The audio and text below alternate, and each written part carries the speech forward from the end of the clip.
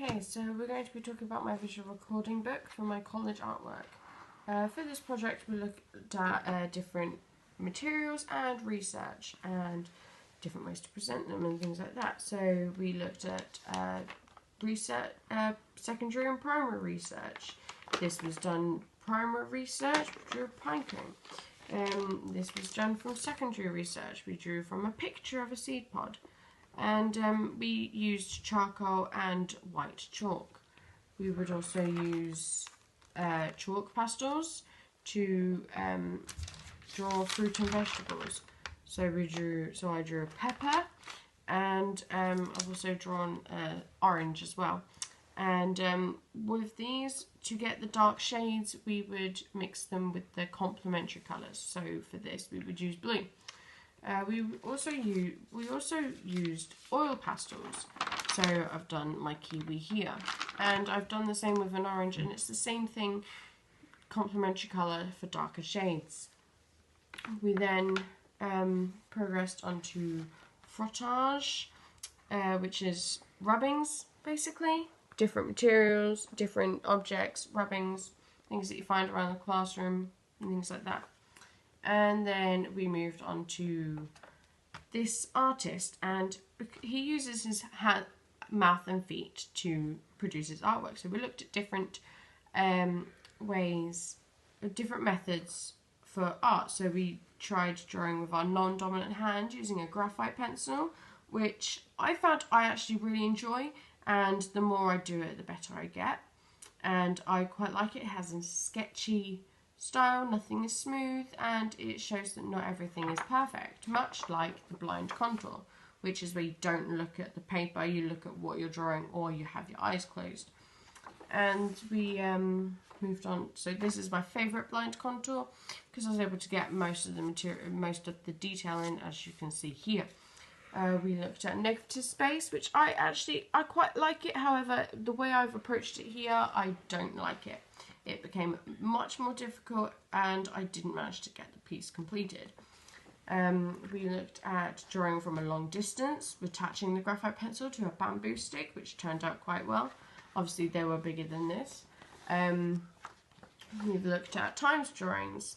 This took 10 minutes. However, it was I didn't get all the detail in because the fine liner, very delicate, need to take care with it. Whereas this 5 minutes, got more detail in, but that's because it was with the biro. The same thing with the chunky marker.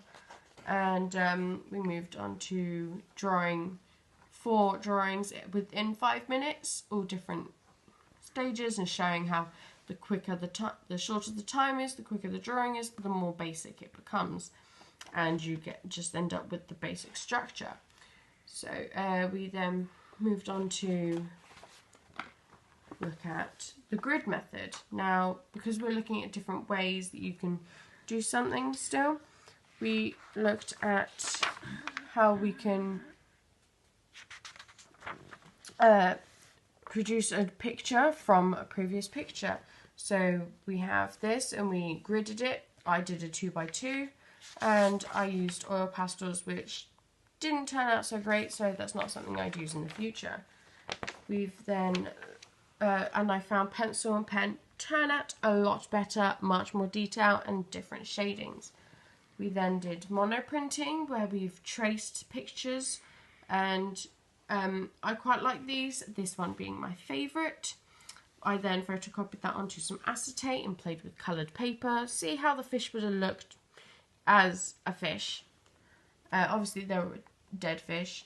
We then did the same thing with printing with found objects, so a rolling pin, a piece of glass, a bottle, and we'd produce a picture with it. So this was done with a pen and a toothbrush.